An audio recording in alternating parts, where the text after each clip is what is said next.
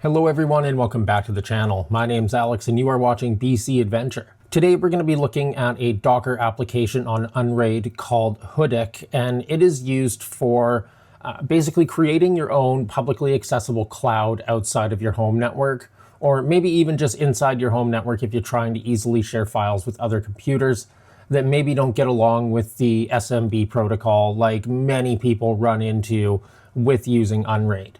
The really awesome thing about this application is that it is also encrypted. So this is like, I absolutely love this about this, is that it completely encrypts everything that you send to it.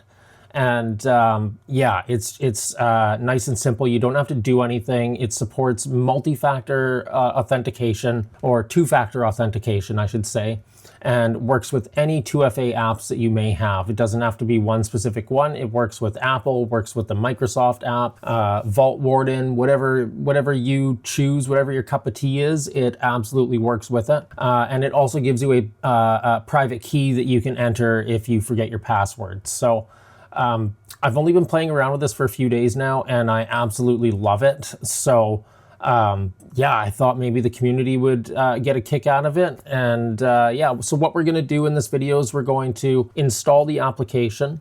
And one of the requirements is that it must be connected to a SMTP server, so like an email server, because that's how it authenticates users. So when you first install, you'll have to create a admin user account, and then it's going to email you a verification email. So yeah, it's a pretty awesome piece of software here. And then the third thing we're going to do is we're going to connect it to a reverse proxy so that we can access it outside of our network securely. So I'm going to walk you through all the steps on how to do that. A couple prerequisites that you will need is if you want to have your own custom domain, you'll have to have a domain where you can edit the zone file, and you'll need an email client or email service that allows you to connect via a client. So yeah, I'm going to walk you through on how to do all that. So let's jump right into it.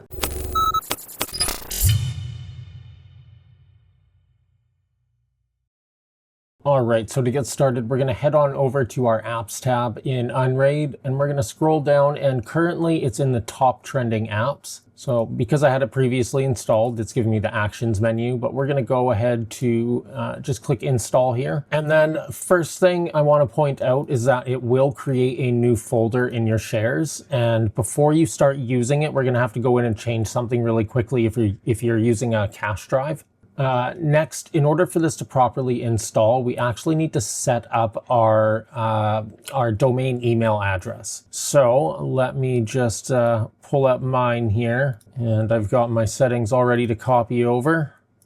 So we're just gonna do that now. Just going to put my username in here, and going to change the default email. Port stays the same for connecting, and then I'm going to put in my super secret password that I created, and I need to put in my SMTP server. I'm going to go ahead and do that, and that is pretty much all we need to do. Oh, actually, I lied. I'm going to bring up my proxy manager here, and I need to create a new host. So we're going to click add proxy host. I'm going to call it cloud.familyio.ca. I'm going to use the HTTP scheme, and the IP address it's going to is 121, and the port it is using is 4554.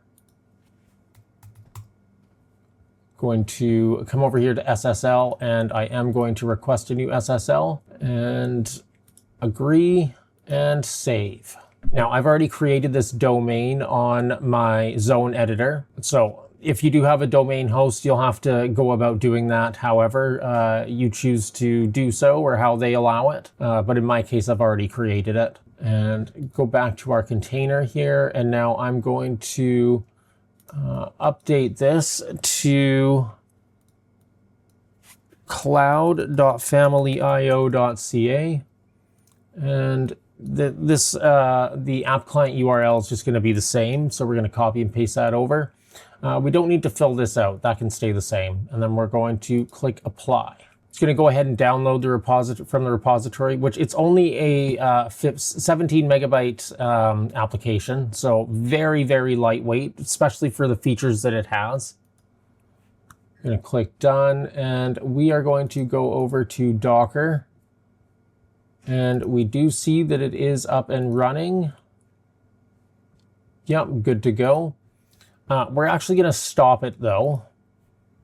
And we are going to go over to our shares, and we need to update the folder settings here. So currently right now it's just using cache, but we are going to set the secondary storage as array and then apply.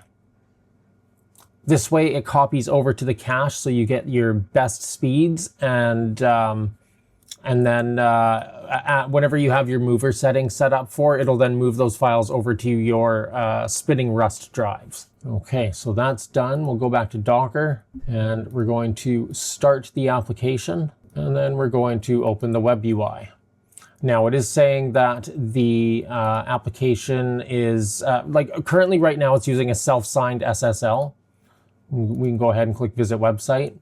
And here we need to create the account. So your first account that you create is going to be an administrator.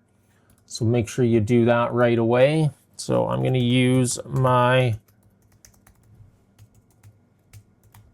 email address from my BC Adventure website. And this really likes a secure password. If it's too simple, it won't allow you to move to the next step. We're going to click next. Not now. I have stored my private key. Next. And here it's going to ask if you want to register with two-factor authentication. I'm just going to go ahead and skip that. And here it's letting us know that the account is not activated. So I'll have to go into my email address here, or my email account. And I do have a activation email right here. So you need to activate your account. I'm going to go ahead and do that. Okay, for some reason, it's not liking the domain. So let's open this up. No, bad gateway. Let's change this to HTTP. Bad gateway. Having nothing but problems with this lately. So SSL, let's force SSL. Still bad gateway. Oh, HTTP 2 support. Still bad gateway. Always with the NGINX proxy manager. I'm in! Oh, there we go. Okay, so it wanted forced HTTPS. All right. So I'm going to go back to my activation email here and activate. Okay, there we go. We are now activated. So I'm just going to close out these. Go to My Files. Refresh this guy. And we can actually use the domain now. So I'm going to put in my email address and my super secret password. And there we go. We are now in our secured system. Now, to upload files, it's pretty easy. All you do is you can either create a new folder or you can upload files. So we're going to go ahead and upload a file. And I'm just going to pick something from my server here. So I'm going to use Balena and Canva as examples. Click upload, and it's going to go ahead and upload this to the server now. Let's see, we're getting 30 megs a second roughly, 40, 50. And just like that, we now have files on the server. Now let's go back over to Unraid here and go into shares. And we're going to go down here to Hoodik, and I'm going to open up the folder. And as you can see, it has encrypted these files. So it's not accessible through the dashboard, or sorry, through the Unraid dashboard here. All these files come up as completely encrypted and broken up. So it's actually quite nice that this software does this, because it truly does make this file storage secure. Now, what if we want to share a file?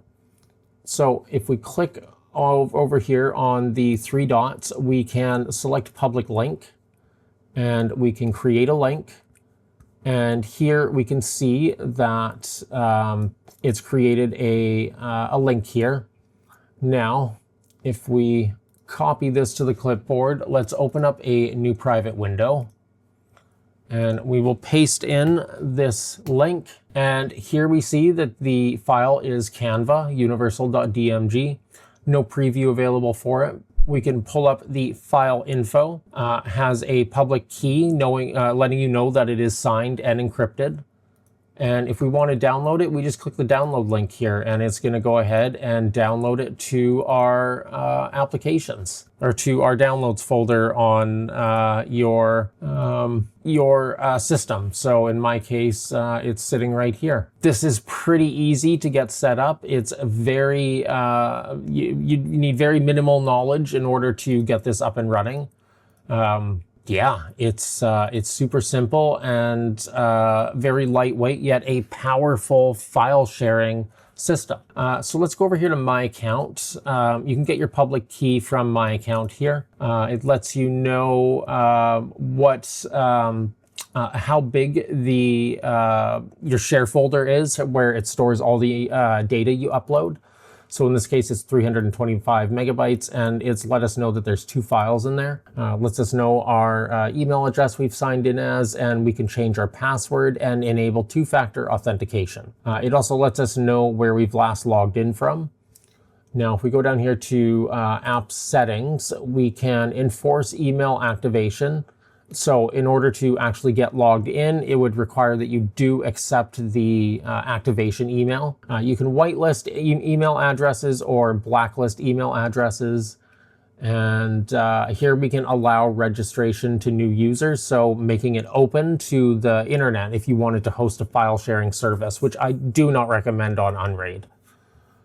Next, we have app users here. This is where you can send invites. So if you don't have an open system, you can send invites out to family and friends. And yeah, it's and then we also have a link menu here too. So if you have a bunch of shared files and you want to go through and purge some of those, you can do that via this menu here. And then, of course, it tells you how much you've used down here as well when you're logged in. So it's a extremely simple and lightweight system that you can get set up to share pictures, folders, applications, use it for work. It's super simple, yet very powerful and extremely lightweight. As you saw, it was only 17 megabytes. So very minimal space-wise, and uses next to no resources on your servers. Let's actually go over to our Docker tab here. And yes, I know I need to update everything. And here it's only using 52 megs of RAM. So extremely lightweight and 0.01 CPU. Do I suggest this? Yes. Do I like it over Copy Party? 100%. Copy Party is just too rudimentary. Let's open it up here. Let's compare the two. Yeah, this is, using emojis for icons.